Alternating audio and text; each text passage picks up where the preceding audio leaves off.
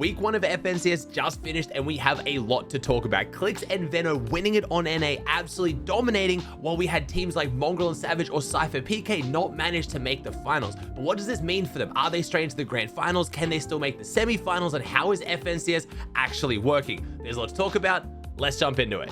Before we jump into talking about the finals, who popped off, who won, and what it means, let's talk about the teams who didn't actually make it to the finals and if their FNCS is over. So in case you guys have forgotten, the format has 2 qualifying weeks. The top 250 most consistent duos from the 2 weeks combined goes through to semi-finals. The top 50 go through to upper bracket, the bottom 200 go into lower bracket, but they do still have semi-finals. So teams like Cypher PK and Asian Jeff, who played really well, but unfortunately didn't get inside the top 250, they have gained no series points this week. So it means basically, unfortunately, this week basically meant nothing for them. You have to get inside the top 250 to even get series points to then have a chance to make semifinals. But don't panic. Because of that, it means if they place well next week, they can get to semifinals with only 1 week's worth of points. You need to place roughly top 140 to make it straight through to semifinals if you're only getting points from 1 week.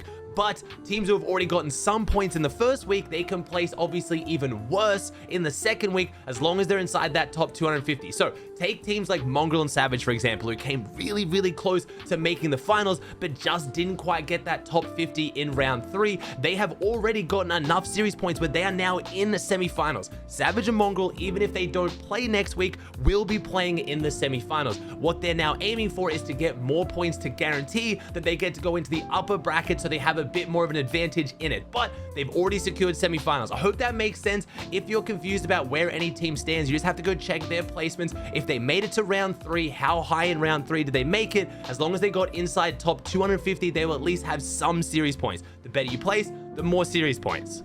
Overall, this format has confused a lot of people, and I understand why. The reason why this is so confusing is because last season there was no set lobbies. If you got top 250, you made it into round 4 and you played round 4. It feels kind of weird that we're watching round 4 for the teams that got top 50, and all of them have already made semifinals. If someone makes the final round, they're guaranteed in semifinals. All they're doing is playing to get a few more series points for upper bracket. It really doesn't feel that substantial, and I really hope when Epic do the FNCS formats going forward, they change this. Either some kind of auto qualification like we used to have, where, you know, if Clix and Veno won it like they did, they would have gone straight through to grand finals, so it's really hype. But even that, I'm not a huge fan of auto qualifications because it just feels like you're taking the best teams out of the region at the start. What I would really love is just some prize pool back into it. I feel like the players should have something they're striving for other than just slightly better positioning in semifinals. Let's be playing for some money, because the reason why Fortnite took money out of the weekly qualifiers, you probably remember, you know, insane stats like Mongrel, Mitro, and Benji during MMB season getting hundreds of thousands of dollars before they even got to grands. The reason why they took that out is because of the auto qualifications. If someone's going to qualify straight through, they're missing out on money, which is a weird system. So they took the money out, but now they've taken the auto qual out, and now we just have nothing. Despite this, FNCS was still super exciting, especially the qualifying rounds. We've got big names like Cypher PK, typical gamer, throwing their hat in the ring. And if you're freaking out and you're thinking, oh, Cypher PK didn't qualify because he played terrible, or Mongrel and Savage are washed, they didn't make the finals, we had some really big teams not make the finals this week, like Peterbot and Poyo. The FNCS champions who absolutely dominated last season just fell short of even making it to the finals this week. One of the main reasons for this, and it's a little bit strange, is round 2 and 3 in FNCS no longer has skill-based matchmaking. So what that means is, previously, if you're watching tournaments like Duo Cash Cups or even the Solo Victory Cup, teams that have really high points only get matched against other teams who have relatively high points. So players who are, you know, coming into the tournament and struggling get to go up against fair matches. And for the most part, a lot of people like that. For whatever reason, Fortnite took that out. I know you're probably thinking, oh, it's a top 1,000 lobby, Aussie. They're all really good. Well, it does show how high the skill gap is when you have teams like Booga and Aviv who dropped 4 separate 30 bombs in round 3. So on the top 1,000 teams on their region, they managed to drop 4 separate 30 elimination games. We had teams like Vico and Flixie dropping over 50 eliminations in the later rounds of FNCS. So again, I really kind of hope Epic brings back that skill-based matchmaking, because I feel like it's a lot more exciting to watch. And after talking to a lot of the players, I think a lot of them find it more fun to play as well. When you play FNCS, you want to be playing stacked games where you're really going up against the best of the best, trying to practice. You don't want to just feel like you're playing an Opens Cash Cup, just running through the lobby. Again, some people maybe like the skill-based matchmaking being turned off, but personally, I wasn't a huge fan of it, and it's the first time time Epic has ever done this. All right, now the finals. Let's kick off talking about NA. Now, if you look at this leaderboard, it's going to look like I'm talking about EU. You've probably followed it. A whole bunch of EU players have come over to NA this season. I think about 10 of them, and they're popping off. Now, most of them are popping off with their NA counterparts, though. We have Clix and Veno winning it all. I already talked about this. In first place on 295 points, playing 6 matches and winning 3 of them. They won 3 of the first 4 games. A very, very dominant performance, and they did this well contested as well. They're doing it out of standy steps. This is going to be their drop spot all season. It is a phenomenal drop spot. It might not look as good as what you think. We've had a lot of focus on the mythic POIs like Redline Rig, Brutal Beachhead, Nitro Drone's missing the crossbow now, but still, it's a very good drop spot. Clix and Veno have an 80% spawn rate forecast tower. That means, statistically, in the grand finals, out of 12 games, they're hopefully going to get the forecast tower like 9 times or 10, which would be amazing for them, and they really put it to work in this finals. So a lot of people who had a lot of hope for this to be Clix's first ever FNCS win are being backed up, and honestly, I was super impressed with the way Clix and Veno played. They did it a lot by dominating high ground, but it wasn't just early taking high ground. They played it flawlessly, constantly chopping out height, playing right underneath them, and right at the last minute, usually around 10 zone, they would jump up and take height. They played extremely well, but I do have to mention, I am a little bit worried to see how this playstyle is going to play out if the Nitro Fists come back. Of course, we only have Nitros in the meta right now. They have not fixed the Nitro glove bug that caused it getting vaulted, but they have talked about how they want it to return back to competitive Fortnite. They didn't say it's vaulted this whole season. They said it's vaulted due to a bug. So until they give us more heads up, I'm going to assume the Nitro Fists are coming back soon, and they might be back next week. So Clix and Veno have already booked their tickets straight into upper bracket semifinals. Clix can take the entire week off next week, and nothing changes for them. They have absolutely popped off. But we have an EU duo, double EU duo, Blaha and Mixon, the Polish duo. Now, if you only follow NA, you're not used to hearing this duo's name. They are a very, very good duo, and one that I've been hyping up a lot on EU for a few seasons now.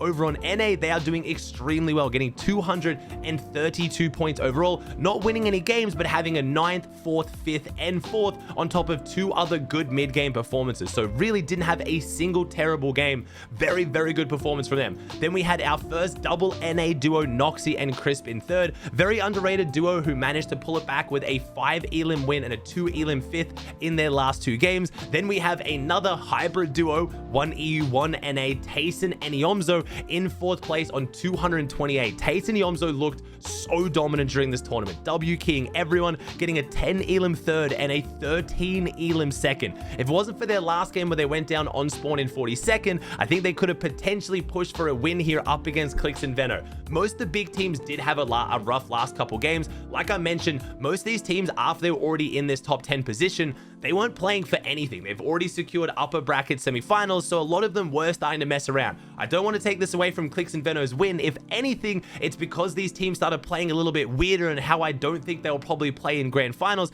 the Clix and Veno started doing worse. When everyone was full trying, no one was messing around, that's when they got their 3 of 4 wins. So it'll be interesting to see in a grand finals when people aren't making as many aggressive pushes that maybe are a bit riskier. I think they might do even better. Then we had Batman Booger and Rapid. I've talked about this duo a fair bit. Again, both of them being phenomenal players, both going from about 50 to 60 ping, now moving down to hard 0 ping. KBM Rapid himself actually drove 27 hours from Canada to Dallas so he could bring his PC to now be on 0 ping, and it's paying off. They're currently in top 5 with Aviv and Booger just outside of this one in 6th. Aviv and Booger, again, a 3rd place in the first season of this chapter, deciding to split for whatever reason, and they're back together looking very, very good. Then we have one of our other hybrid duos, Pink and Mero, in 7th place. I feel like Pink really is kind of going under the radar when we're talking about these EU players moving over, playing with, you know, the global champ himself, Mero, 5-time FNCS winner on NA. That's a very scary duo, and they're backing it up in 7th place.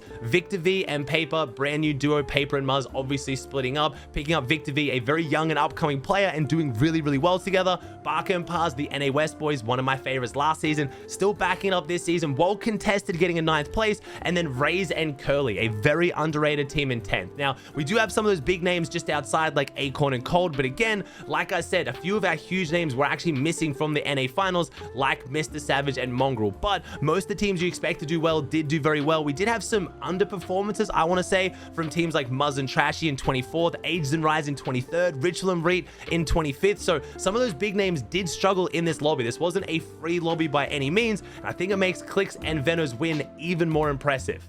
Last two teams I want to talk about on NA were two of the other imported teams, I'm calling them, the players who were coming from other regions into NA this season. We had Mahia, if you remember, was playing with Hazens last season, the Brazilian duo, or Peruvian, but playing from the Brazil region. It looks like Hazens has gone back to Brazil, and Mahia has picked up Snacky, and they were doing extremely well. Unfortunately, until their last 3 games, they were actually sitting in a top 5 position, doing really, really well, and they finished in 14th. It was our first showing for the OCE boys as well, our FNCS champions, Alex and Worthy, and they had a really rough day. They were going up against Cease and Jack at Restored Reels. They won 2 of the fights on spawn out of 6. Cease and Jack definitely getting the better of them. They did get a 4 Elim 6 in the first game they made it off spawn. So when they make it off spawn, they look really, really good and are definitely handling the NA lobbies. But right now, Cease and Jack giving them a world of hurt at Restored Reels, and it's causing them a lot of issues.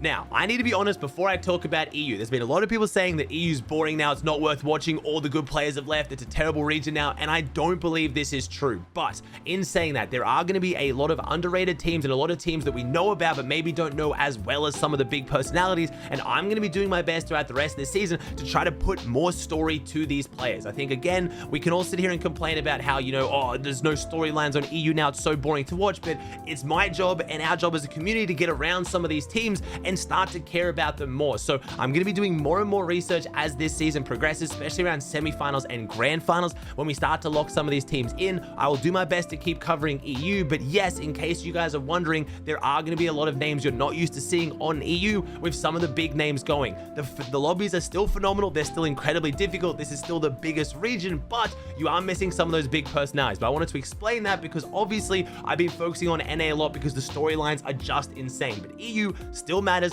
We still have 10 teams going to land at the end of this from the big region, and a lot of them have been very, very dominant. So the first team I want to talk about, Marion and Kate. Again, very underrated duo. Marion, who has been around for an extremely long time now, pretty much since the OG days, kind of has his moments of flashing up. You see him, he's popping off, then kind of slows down a little bit, now doing really, really well alongside Kate. Now, the EU leaderboard was extremely close. First place in 225 points, when again, you look over at Clix and Veno, who finished on 295. EU is a much lower point scoring affair because there is no just one team on the EU running away with it, which should make it really exciting to follow. We had Firehunter and Artist, again, very underrated team, in second on 224 points. No massive pop-off game, but very consistent placement, finishing an average of 10th in their 6 games. Then we had iDrop and Hriss. Now, Hriss and Skivvy were a very underrated team I was focusing on a lot last season, coming into the grand finals on EU. Now Hriss dropping Skivvy, picking up iDrop, a much more decorated player. I'm very excited to see what this team does. They did bring it up with a few pop-off games. They had a 5 Elim third, a 4 Elim second, and a 6 Elim third. So just not being able to close out those games, but having 3 really big pop-off games with a few mediocre games in between. So inconsistency so far being their biggest issue, but a 3rd place is very strong. Trulex and Chicho, one of the favorites to win last season, still dominating this season in 4th place. The broadcast ran a really cool stat that apparently across all 6 games, this duo was only separated for about 60 seconds. If one of them goes down, the other one goes down with them. They play really, really close and very, very methodical, and it's looking very good for them. Then we had Chap and Teeny, our FNCS runner-ups, in 5th place. They have decided to go back to Nitrodrome despite the fact that Crossbow has now been vaulted for the game. They were talking on social media about switching the drops and going for another Mythic POI. They gave up on that. They are going Nitrodrome, and funnily enough, they aren't even picking up the medallion anymore. Without the Crossbow, they would rather not have unlimited ammo so they aren't marked on the map, so they can then W key and push everyone around them without having them be marked, which shows how good Chap and Teeny are when it comes to fighting these other big teams, and that's exactly what they did in this finals. Then we had Mustache and Malabuka in 6th, our FNCS champions from a couple seasons ago. They are locked into a very awkward spawn battle right now against Swizzy and Vanyak over at Redline Rig that ended up also having Aqua and Noah Riley third partying in. We have since got word that Swizzy and Vanyak will no longer be dropping Redline Rig, leaving Mustache and Malabuka unconned. I mean, Aqua Noah still might decide to try to push in there. I don't know why Aqua Noah were trying to go into a 3-way contest against the back-to-back 2 FNCS champions of the 2 seasons prior, but they thought it was the best way for their tournament. And honestly, when Aqua Noah made it out with the loot, they actually played very well. And that was pretty much the story of Redline Rig. If a team made it out of here, their chance of winning or getting a top 2 was through the roof. So phenomenal teams were just kind of hurting each other by going down on spawn so many times. We also had Voltiax and Cool in 7th place. Again, a very underrated duo. Gentleman Polish and Gentleman... That name, I will learn how to say that by next time. I'm sorry. Again, I'm going to be brushing up way more on my EU knowledge. Apparently, this team's been around for a really long time, and I've just honestly somehow never really heard of them. So I'm excited to see them keep popping off because they've been doing really well in the Duo Cash Cups as well. We have Akira and YZY. Akira actually just came top 10 on EU FNCS on console. Not controller, on console. My man was playing on a PlayStation and got top 10 in EU FNCS. Akira, obviously known for absolutely dominating on console. I don't know if he's just chosen not to buy a PC yet, despite the fact that he now has solid earnings, or he just prefers to play on console. I honestly don't know. Then we had Lens and Titty, again, a very underrated team in 10th place overall, rounding out a leaderboard of, again, a lot of faces you're probably not used to, but I'm going to try and introduce you to them more and more as the weeks progress.